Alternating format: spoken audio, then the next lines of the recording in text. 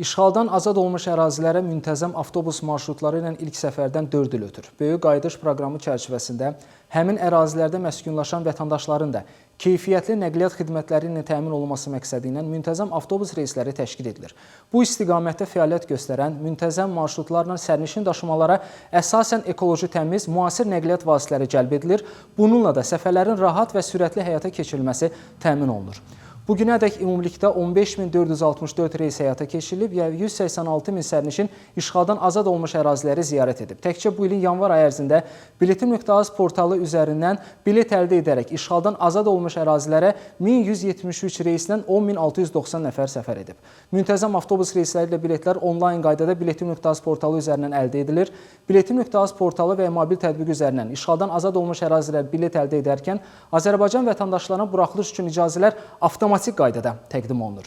Müntəzəm avtobus reysləri ilə yanaşı vətəndaşların fərdi nəqliyyat vasitələri ilə də səfərləri həyata keçirilir.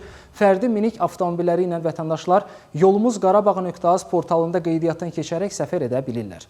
Bugünədək ümumilikdə işğaldan azad olmuş ərazilərə fərdi minik avtomobilləri ilə səfər etmək üçün 3.286.646 nəfərə portal üzərindən icazə verilib. Onlardan 3.700 nəfəri xarici ölkə vətəndaşlarıdır. Təkcə bu ilin yanvar ayı ərzində 47.840 Azərbaycan vətəndaşına işğaldan azad olmuş ərazilərə səfər etmək üçün icazə verilib.